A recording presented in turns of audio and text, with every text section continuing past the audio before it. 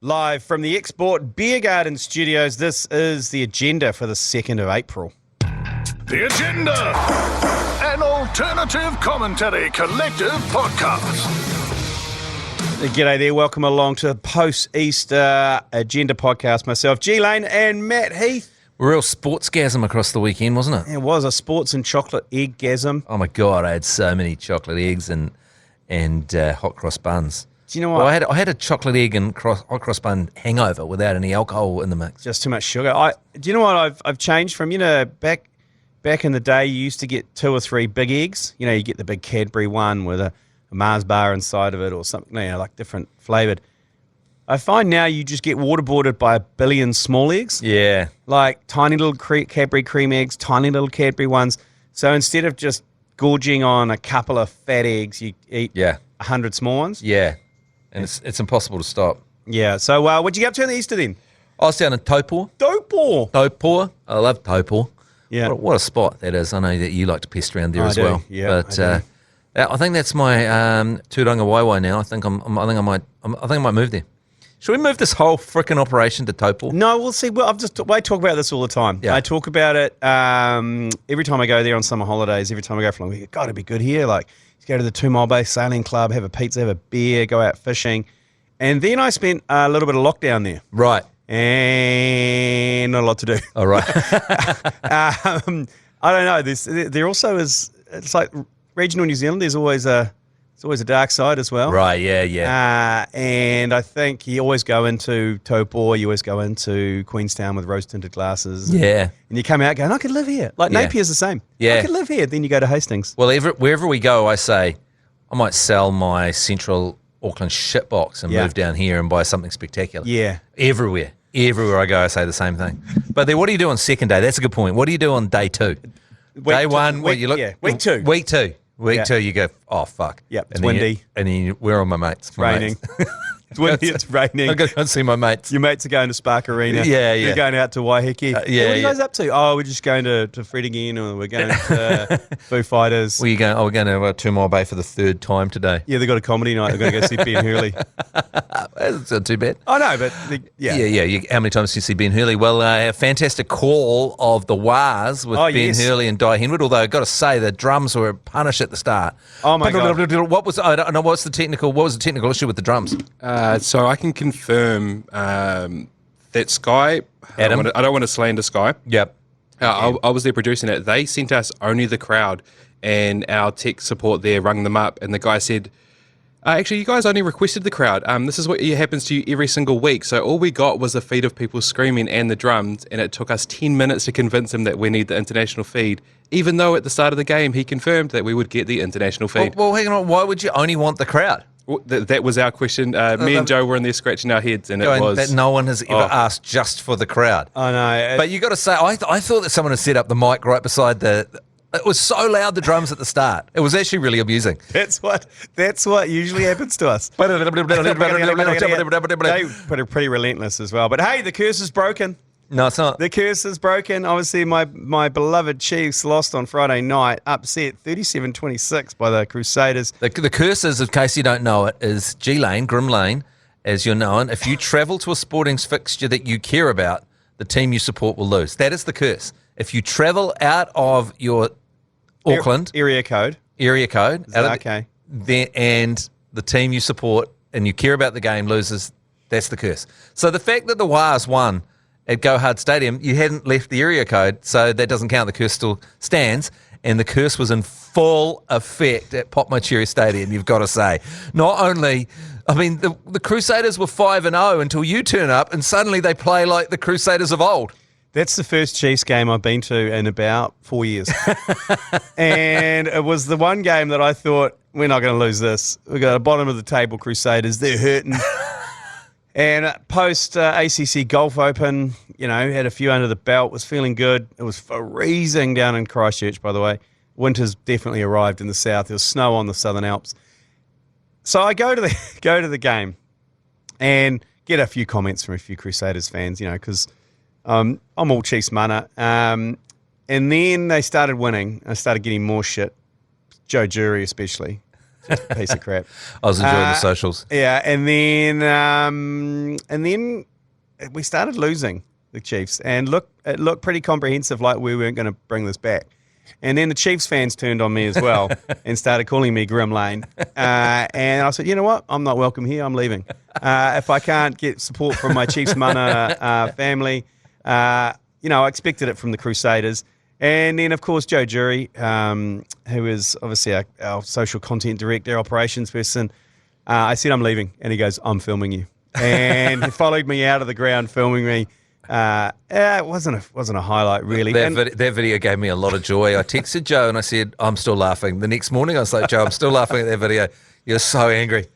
You were so angry. You were unwanted. You were unwanted by your own people. I know.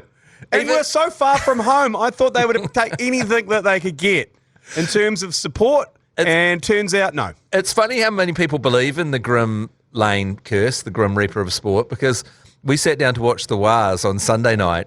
And then I was laughing at a text on my phone. My girlfriend goes, oh, what are you laughing at? I go, oh, G Lane's getting shit because he's going to the Warriors. And she goes, what the fuck is he at the fucking Warriors? What the fuck is he doing there? And she got visibly angry that you were there and that was going to, she believes in the curse. And I said, no. The curse is only when he's outside of the area code. He hasn't travelled to that game. So the curse... It's only when he travels to a game that he cares about that the curse is in effect. You need to get that out there, because I was walking up the West stand, and one guy in particular didn't even make eye contact with me, and he just went, what are you doing here, Grim? and I was like, what? And he looked at me as you heard. And I was like, fuck you, man. I'm here with my kids. I've got a hot dog. I'm not even drinking. I got a Coke Zero. And then sit next to Minogue, and Minogue just gave me shit the whole time. So, the first try, Rocco Berry, funnily enough, I grimmed that one because I had $5 on him to score the first try, paying 15. No, more than that, $18. And then it got denied by the bunker. Yeah. And then I had Minogue standing up going, that's on Grim! That's on Grim! Like right next to me, just pointing at me and yelling at me. So can we blame you? I know what the code is. It's got to leave the area code. But is Luke Metcalf, is that on you?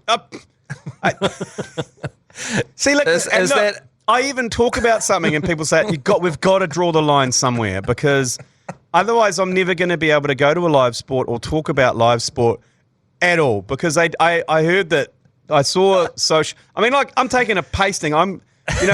There's a company policy that we've got here that if you get any sort of threat, you got to take it to Ultra and Performance. And obviously Joe Jury can never do that because he puts a post up about Coley and gets thousands.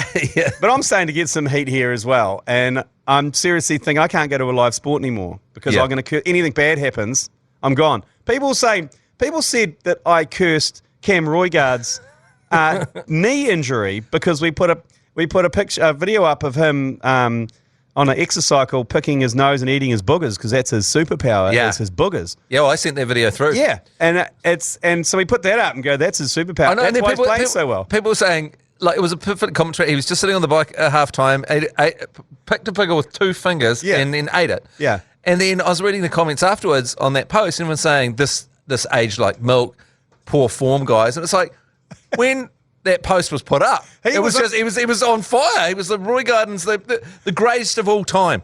He's been put up there with the Aaron Smiths of this world, and then he eats, and then because he got injured, that's nothing to do with the post about the booger. He ate a booger. Welcome to my world, Matt Heath, where everything can get drawn a line back to me. Anything bad ever happens in sport, there's some sort of line, a 2 degrees of Kevin Bacon situation where it comes back to 2 degrees of Grim Lane blame. Grim Lane blame. That's what's going on here. He monstered that booger though. Oh my God, he did. And I don't know if that's what caused the injury. I don't know. I mean, if anything, I think it would protect you having a little bit of booger in the system, getting it through. But yeah, you got to know the camera's on you. You can't eat your boogers. You just got to know the camera's on Especially you. Especially a 2-finger booger. Yeah, that's a big booger. Yeah. It's a big booger. Yeah. Like going in there with, I think it was the thumb and index. Yeah. Removing the stalactite. Yeah. And then looking at it and going, bunk, straight back down the gullet. Did you watch the Fijian Drua game against the Western Weakness? The one in the swimming pool? Oh, that was a fun game to watch. There's that. That's old school, eh? Yeah. 'Cause that's old school. I can remember watching games at Athletic Park. I think there was an Aussie-New Zealand game at Athletic Park, or maybe Scotland or something. Remember, it was like ankle deep. Yeah. Because back then, drainage wasn't really a thing. Yeah. It was if it rained, it rained. And I feel that in Fiji, they get that monsoon type rain, and it's not worth them putting half $1 million of the drainage in. I mean, the Fijian players knew how to deal with it, though. So if a ball's in the loose, they get down and slide, sideways at the ball from 10 metres back, and then hug the ball. They know how to deal with it. And also, you can't show a Fijian the sideline in those conditions. There's a couple of times where I saw them go, yeah, you take the sideline. Oh, shit. And they just aquaplane over the 22, dive from about 10 metres out. Yeah. There's like a wake, you can wakeboard behind the wake they were throwing out. And the Fijian Drew are never going to go, well, these are pretty rough conditions. I guess we'll just play 10-man rugby. Let's just shut it down. No, they're like, razzle dazzle, let's go. Yeah, because what they ended up winning, 31-13 against the Force. But another great crowd, like watching in monsoon conditions. I know. I love it. They're unbeatable, I think, at home. Yeah. Oh, they bring me so much joy. They've moved up to my third favourite team status. Yeah, there we go. Well, we'll take a quick break, and we're going to come back, and I'm going to tell you why Crusaders are still not going to qualify. Right, the reason the Crusaders are not going to qualify, and look, I love a comeback story. I hate a Crusaders comeback story, but I love a comeback story. The reason why is because there's been a few upsets. For example, the Rebels, the Melbourne Rebels, the worst team in the competition, beat the Waratahs. So they've actually clocked up quite a few W's. Yeah, right. The Rebels. Because what needs to happen for the Crusaders is they need another two teams, probably, I'd say, Moana and Rebels, just to fully suck. Yeah, so basically, like, it was the Kevin Reid threat. Yeah. We said the Crusaders will just get into the top 8 and then watch them just knock teams off. But you're saying that getting into the top 8 is difficult from this position? I think so, because if the Rebels keep upsetting teams, the Tars keep winning. If these teams on the bottom keep kind of chalking up victories every now and then it's going to be hard for the Crusaders to. They're going to have to. There's 4 teams are not going to qualify. Yeah, and usually that is usually Moana, Drua, Rebels, and Force. That's always been. But Drua are through. Yes, that's correct. And you've got Moana are probably going to struggle a little bit, but you've got Rebels and the Force are still winning games. When the Western weakness are winning games. Yeah. So that's the thing. The Western weakness didn't win against Drua, but they've had a couple of upsets. So that's not what the Crusaders want. Well, the time travel's a good player, isn't he? Yes. That's why I reckon Crusaders. I reckon you're still going to struggle. I reckon they're going to buy this week. Yeah. But they're buy some time. They'll definitely need to buy some time. Yeah, but now they've lost Roy Garden. No, the Canes. Oh, the Canes. Canes. Oh, sorry, yeah, Canes, yeah. Canes, yeah, they absolutely pumped your beloved Highlanders. That was fucking horrible to watch. That was 47-12. That was shit, it was clinical. But our game day good punt was one of the greats, Asafa Amua, to be either the first, second, or third try scorer, and to the Canes to win by 13 plus, paying $7. They absolutely smoked. That game was freaking horrible to watch. As a Highlanders fan, it was just like, because it's the end of the era, but Fakatava's great, but, like Aaron Smith, you just realise what a huge part of the team Aaron Smith was. Yeah, it was tough it was a tough game. But so the Hurricanes 6-0. Yep. So they're through. Yep. And then Brumbies are 5. Yep. Have won 5. Brumbies just squeaked. And Blues have won 5. Yeah. So right. So you're getting yeah. Chiefs have lost a couple. Yeah.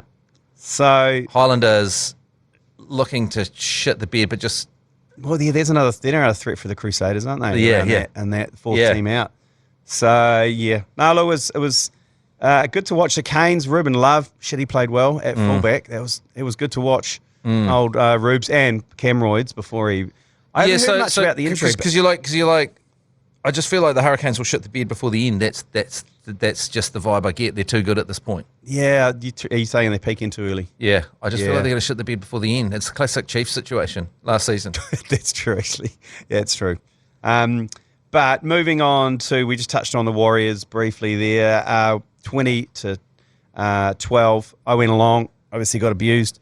But I must admit, Mount Smart have upped their game. Obviously, they've got a bit more budget these days when you're getting 20,000, 25,000 turning up to home games. New sound system. Yeah. Sounded good because I was always used to going to Mount Smart and it's like coming out of a tannoy, like going to the races in Te Awamutu. When Brownie used to be on the mic back in the day. Yeah, Mark Peard's doing the emceeing. They do a good job. They have kids come out and smash each other. I love the mascot race at halftime. That was I good. love that. The mascot race was great. But it's just good entertainment. Like there's always something going on the field. They have the Pukana cam. Everyone's got the signs as well. Why don't they have anyone behind the south stand? Why is that? It's a sellout, but they have all the grass there behind the south stand. Well, they kind of that's their fan activation area, and they've got bars and stuff. You can actually go sit there and have a beer and lean on the fence and be really close to the action. Oh, so that's where all the food trucks and stuff are. Oh, okay. So I quite like that. You keep that grass area. Yeah, and the grass area at the back, but obviously the other end is huge. It's a potential Cave Creek at the other end. Oh my God, the scaffolding, scaffolding situation. But yeah, the match day experience was great. I admittedly, and Mike Minogue made sure he let the crowd know this. I had with me my two sons, one's 7, one's 11. The 7-year-old, after the first half, I'd run out of options. Yeah. He'd had donuts, he'd had hot chips, he'd had a Fanta. Like, you're just trying to keep their mouths that would have full. cost you. That's an expensive operation, trying to keep a kid happy at a stadium. Yeah, and then in the second half, he's like, starts going on board. And I said, give me 20 more minutes. And he's like, okay. So 20 minutes is up, and there's still 10 minutes left in the game. And he's like, let's go. And I said, okay. And I tried to sneak down the end of the aisle without Minogue seeing me. He was 4 seats over. And nothing says a Warriors bandwagoner like a guy who leaves 10 minutes early. Looks like you're trying to get the traffic. You're correct. And I knew we were going to win. But did you hear the commentary, though? They were doing countdown to G Lane leaving the stadium. Like, they had rumours that you were leaving 15 minutes before the end. So, like, we just got to hold on till G Lane leaves the stadium. Then Di Henwood's good confirmation that G Lane's left the stadium, and the text machine was just so much relief that you'd left the stadium, just piling through in the commentary. The abuse I got as I went down, he spotted me, Minogue, and he's like, get out of here, Grim Lane! Get out! So much so I put my swan dry over my head because I couldn't deal with the shame. And my kids were so confused. We get in the car and they're like, why was that man yelling at you? Why was that man filming you?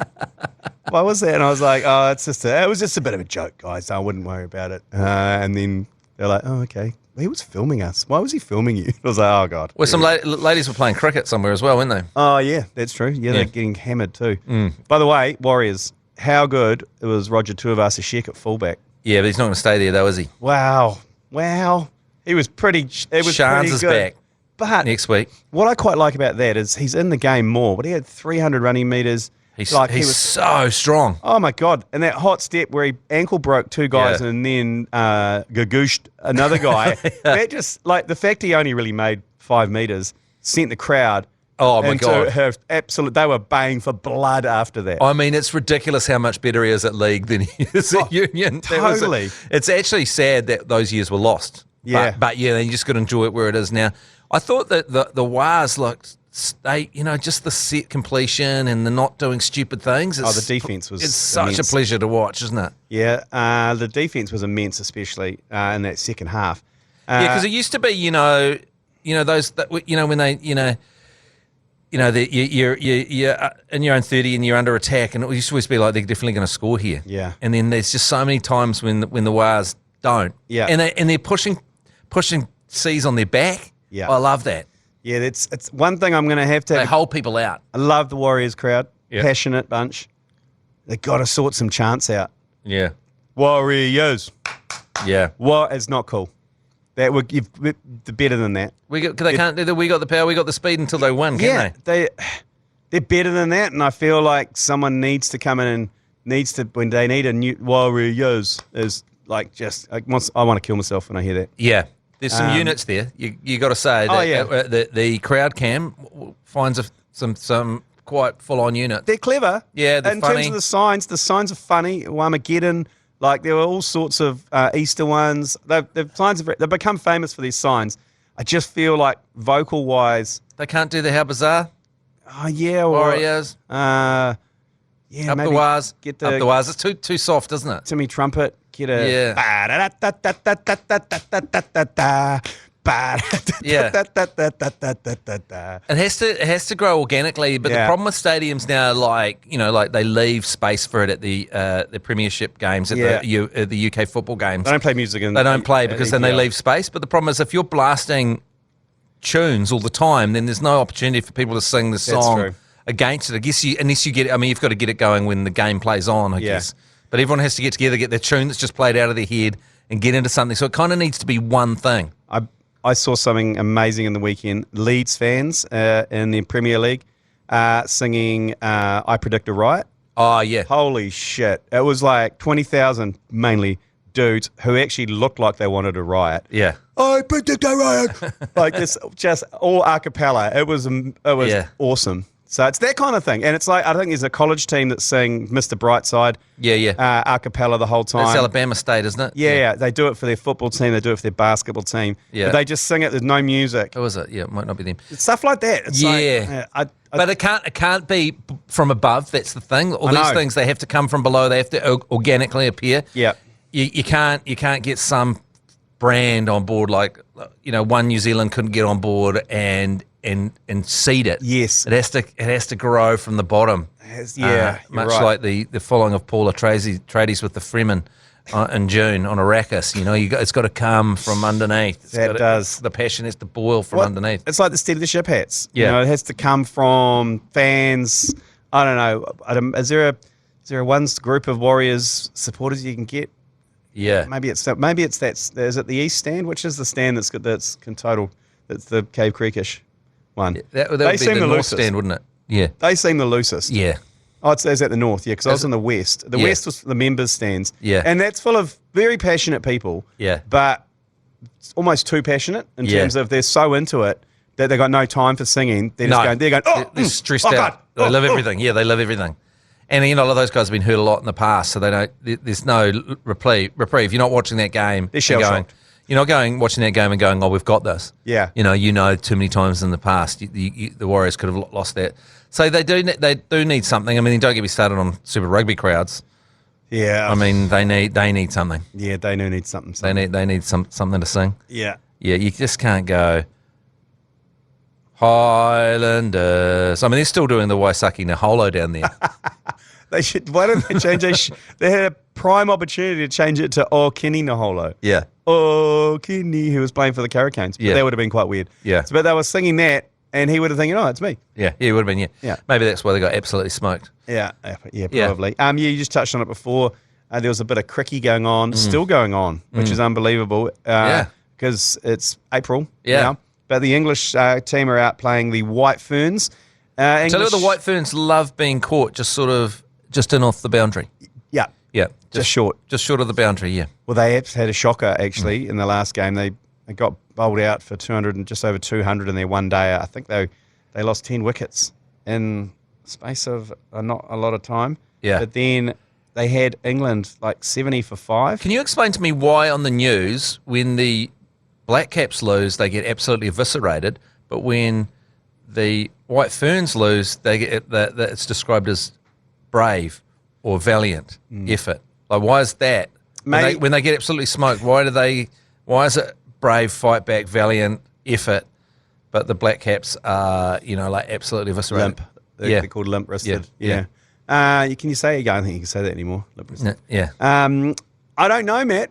Part of me does. Yep. But the other part of me doesn't. Yeah. They are playing England, who are one of the best teams in the world. It was always going to be tough for them. They lost the T20 series 4-1. They've lost the first ODI. And they've lost this one terribly. They had England on the ropes at like 70 for 5 and then let them go, and they won by 4 wickets.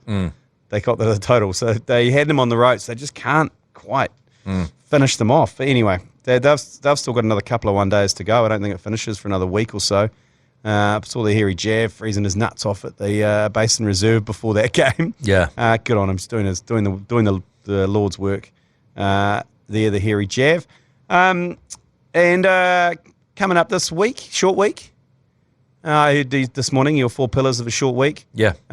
Dangerous. Was it a dangerous 2-day hangover? Yeah, I think that's what Dangerous 2-day hangover. Asking what day it was. Bin confusion, rubbish bin confusion. Yeah, I'm a big bin confusion for me. Yeah, It's and that quite annoying, stressful. and the other one was that annoying fuck Yes. in any office that has worked out the holiday math. Oh, yeah. And isn't it? And you look at go, where is Adam today? He's not at work. Yeah. And he goes, oh, that's right. He's worked out that if he takes 2 days 7 here. here, 2 days here, 2 days there, he gets 57 days holiday a year. Yeah. And it's usually based around what the ultimate for those people, those holiday nerds, Those is calendar when- math guys. The calendar math guys is when Easter gets quite close to Anzac. Yeah. And they just sit there and go, and Yeah, they start whacking jizz off. all over the Yeah, calendar, because and then they're off for 3 weeks. Yeah. And we get 2 days, and they're off for 3 weeks. correct. Yeah. but they're looking at next year now. Oh, That's yeah. what these fuckers are doing. Yeah, they're fucking calendar wankers. Yeah, they're looking at And then you're like, and then you see them, they're like back at work on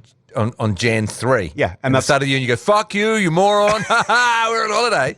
But then you don't see them for the rest of the year because they've done the calendar math. yeah, and they've still got 3 weeks leave owing. Yeah. How the fuck? You're Yeah. always away. Yeah. No, 'cause I fucking no. take it a bit fucking here. Yeah, it's Tuesday here. And then it's only Couple of days in lieu. Yeah. Fucking assholes. Yeah. Yeah, so they're not at work this week. No, they're not. They're not at work this No, week at all. no. But thank God that Anzac Day has sat about 3 weeks away from Easter, so those fuckers can't take 3 weeks off. Right, Matt Heath, before we knock this on the head, we are going to take a quick break and we'll be back with some quite hostile yours, please. Yours, please.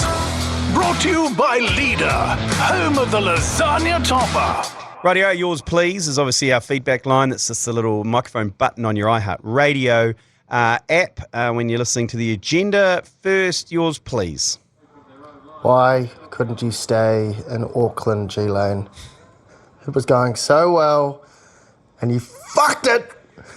The Crusaders were getting kicked while they're down, and you had to fuck it up. Yeah. Fair enough. Thanks, mate. Well, look, that's good. That's always good to get it in the verbal sense. You know, I got a lot of online kind of just keyboard warriors. Good to get a vocal warrior there. Yeah. Next, yours please. Hey, G Lane, Oh, fuck. get on the money bus back to Hamilton. Bugger off. Wow. Okay, there you go. It's quite threatening, some of it, isn't it? Yeah, that one had a tone Sort of a menace to it. Okay, I'm predicting what's the next one. Yours Please. G Lane, the Grim Reaper of sport. Get on the money bus and piss off back to Hamilton. These are Crusaders fans, aren't they? They're just in there fucking loving this. Okay. Is there one more? Is there? Two more? Okay, right, yours please. Hey, Scott Barrett here, G Lane, and every other supporter of Super Rugby. We were fucking with you. We got the numbers back up, people are interested. NZRU have paid us our money, and now we're here to bring in title number. We don't even care at this point, but we're going to beat you all. Wow. Oh, jeez, well, that's like a golem. it's getting harder, Golem. Yeah, It's getting harder. Is that a Crusader golem? Yeah, there? that's Crusader golem. Okay, last one. Yours please. Good morning, gentlemen, in G Lane. Captain Hurricane here. Just got the morning off here between sorties around the majestic Wellington Harbour. I'm cheesed off. The Hurricanes at top of the league, playing good, spiffing rugby. And you gentlemen in G Lane just talk about how good the Blues and Chiefs are, and how shite, god-awful, pathetic, hopeless, punishingly humiliating, very refreshing, bad the Crusaders are. Put some more respect on our team. Good day, sirs. Okay, They are Captain looking Hurricane. good, but now Roy Garden's down, so Yeah. everything could change. Yeah, well, we did talk about them. We said they're a good team. They're a good Very team. good. Well, they're 6-0. They have snuck up on us, really, because they haven't got any big superstars. They've got no Julian Savia. No. They have Geordie Barrett out for a little bit. But they have good. Look, they're good. Captain Hurricane. And they've proven it. But we don't believe it, as we said before. We Yes. just don't believe it. Yeah. For some reason, we don't believe it. Yeah. They're probably going to do a Chiefs and shit the bed. Yeah, they've just got that shit the beard vibe coming. They've got started too early. Well, who's going to come through and win then? Blues, mate. Oh, get the fuck out. Blues. The Blues have yet to put together a half decent performance. That's just the Blues, though. And they're still won 5 games. That's what they do, the Blues. They frustrate you, the fact that, why don't you play better and you keep winning? Yeah. Yeah, No, anyway. no, like the Blues, mate. The Blues, they're coming right, mate. You Blue Lander. Yeah, the Blues coming right. Well, you've got a pretty good draw. Like if the Blues don't, the Blues need to win in a down year for the Crusaders. They can't. The Blues can't be trying to win, except for like the Asterix win that they got a few years ago. Yeah, listen, let's let that Asterix win get out. It's too confusing. I love talking about the Asterix win because it really pisses Cantabs off. Yeah, okay, let's take the Asterix win. The Asterix win ruled. Yeah. What a great win that was, the Asterix win. But But if the Crusaders are down, because the Blues are never going to win if the Crusaders are up, are they? I know. No. So this is if you don't do it this year, then there's trouble for the Blues. Well, maybe I need to start going to some away games for the Blues. Yeah. Well, but do you care? No, I don't care about the Blues. That's the problem. You got to care. The three tenets of the curse are you've got to leave your area code, flying somewhere, and that overseas or around the country, and you've got to care. And you've got to care about the result. And you generally really fuck it up when it's an important game. Yeah, like a World Cup. Yeah, World Cup. Oh my God. Fucking World Cup. Cricket World Cups. Yeah, Cricket World Cups. Yeah. Hey, I'm 3 from 3 on the Cricket World Cups. Yeah. Okay, we'll knock this on the head. We're back tomorrow. Manaya hopefully will be back. He may have contracted AIDS over the weekend, but we'll see. Yep. We'll catch you All later. right. Okay, then. Okay. Bye. Bye now. You've been listening to the ACC's Agenda podcast. For more episodes, subscribe on iHeartRadio or wherever you get your podcasts.